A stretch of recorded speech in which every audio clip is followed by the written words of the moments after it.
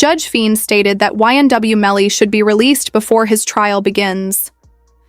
On Friday, March 28th, attorney Raven Liberty filed a second motion for pretrial release with the Broward County Clerk. The 9-page document argues that due to excessive trial delays, prosecutorial misconduct, poor jail conditions, and a lack of proven guilt, Melly should be granted release with reasonable conditions to ensure his appearance at trial. His legal team emphasized that under Florida law, pretrial release is permitted in capital cases unless the prosecution can prove that guilt is evident and the presumption of guilt is overwhelming, something they failed to do in the first trial. However, prosecutors opposed his release, citing a statement from a Rogoblock member who allegedly revealed that Melly's motive for the crime was to avoid sharing finances with other YNW members. I'm really to tell you that Melly told him that he was two friends.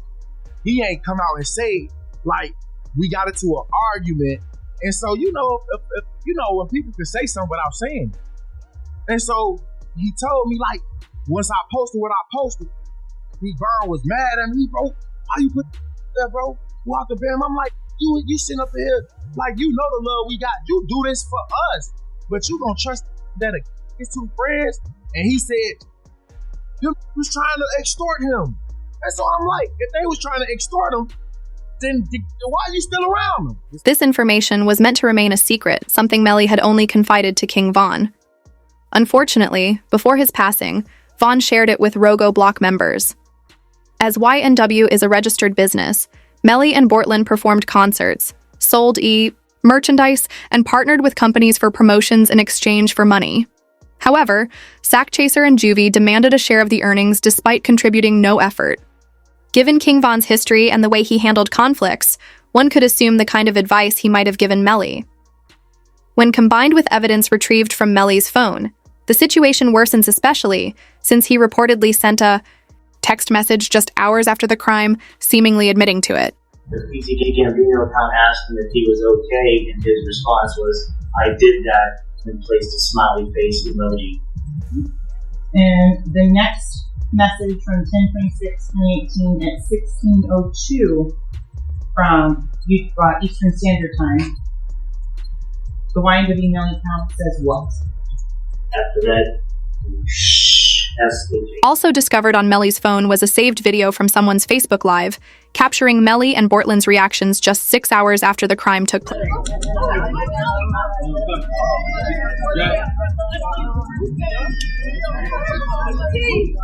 Melly still turned regardless of what happened this early morning. He's still out here being very popular. Turned still. Hey! But no, still turned. Regardless of what happened, you already know. The video showed no sign of sadness over the loss of their two best friends. The lead prosecutor then shifted focus to the physical evidence, including the Jeep they were driving. During the original trial, Sergeant Williams testified that the evidence disproved the claim that the incident was a drive-by shooting. How many rounds were inside the car? 3. From the driver's side back seat. As to the Christopher Thomas, where did that come from? Driver's side back seat. Oh. My determination was that this is not a drive-by, and it's based upon this picture here at a stationary position when all but one of these rounds are going in. The one round that has some movement in it, which is round site L here, the actually moving in that. Sergeant Williams revealed that the crime had to have occurred inside the vehicle. During Melly's trial, Juvie's mother took the stand and provided details about who was seated where. Can you state your name? Before your name for your Leon Cruz. And are you related to one of the groups in this case? Yes, I am. How so? His mother. And who is that? Christopher Thomas. Ms. Phillips, did you see who entered into the occupants who entered into that gray Jeep? Yes. Do you recognize where your son entered that gray Jeep? Yes. Which seat, if you can identify for the jury? He got in the back seat on the right hand side. Did you recognize the individual that got into the back seat on the left side, the rear driver's side? Yes. And who was that individual? Jamil. Melly's lawyer then took the opportunity to argue for his release, addressing the newly appointed Judge Fiend. The defense pointed out that during the original trial, no fire. So the first thing is I didn't have a firearm, so I can't know which I'm going to use in order to replicate any of my tests. So I can't make tests for this dissertation because I don't know what I was used. Okay. The defense also presented GPS evidence showing that at the time of the crime, Melly was running. That would be a big part. He's saying that someone just shut the car up and was trying to shoot them. So I asked him if he was okay, where he was, and he's like, there's a car coming behind him, like hiding. He was like, there's some, there's some, I think they're still out here or something. So I'm like, are you okay? He's like, I'm okay. I said, well, where are Sam and Juby? And he said, I don't know if they're in the car. I think they're... As Judge Fiend reviewed the evidence for Melly's release, he granted freedom to Melly's ex-girlfriend. A viral tweet stated, Judge Fiend confirms Melly should be given a chance at bond release until trial begins, saying he has been sitting in jail for years without a conviction. It's just not right. Meanwhile, Melly's ex-girlfriend, Mariah, acknowledged the support of her family and friends after her release on February 9th. In a post, she wrote, "And to my village, thank you. I love you all so much. God's plan, not mine." However, she was reportedly unhappy about how the news was broadcasted on local television. Mariah Hamilton is spending her first day at the Broward County Jail. She has no arrest record until now. U.S. Border Patrol agents arrested her at Miami International Airport Monday after she arrived on an international flight. Court records show Hamilton was ordered to testify in Demon's first trial in 2023. Did you know this actually worked in Melly's favor? Reports state that he now has to make an informed decision about which lawyers will represent him. Having spent 159 days behind bars, the realization left everyone, including... No, let me repeat myself. Mr. Demons has to make an informed decision about who he wants as lawyers. He's now been sitting in our jail for 2,159 days. So, how long would you like to be able to make that decision? I can't determine when the investigation will be over. That's up to the Broward Sheriff's Office. But I can, as I said, I'm just asking for, and then I'm asking for at least a day or two. You will decide by tomorrow. I've also reserved all of tomorrow. The judge was stunned by how long Melly had been in jail and didn't hold back, stating, "Give us your final reasoning why he shouldn't be free by tomorrow, or I'm releasing him on bond." In response, prosecutors took a drastic step. They pressured Bortland to testify against Melly.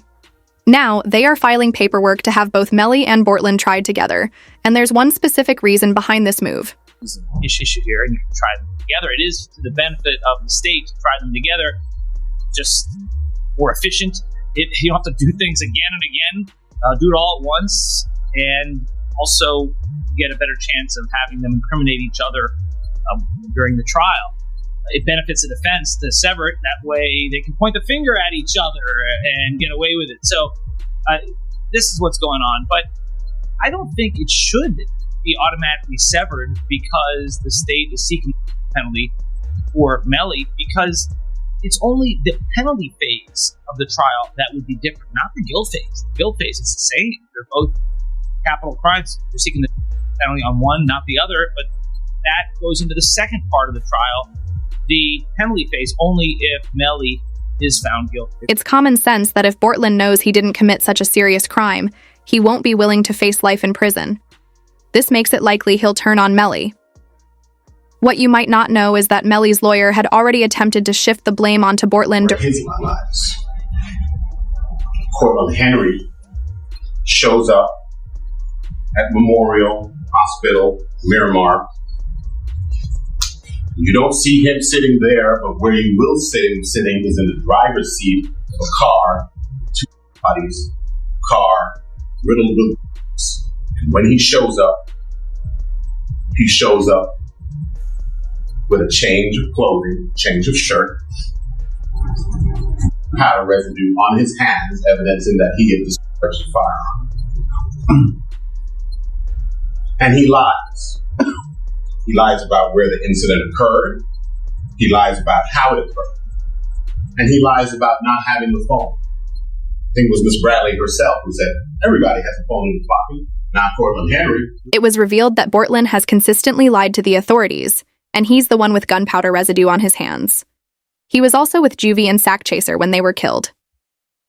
During the trial, a forensic scientist testified about the evidence surrounding the passings, including the gunpowder found on Bortland's hands, which suggests he may have been involved in the shooting. This further complicated the narrative, pointing to Bortland as potentially more guilty.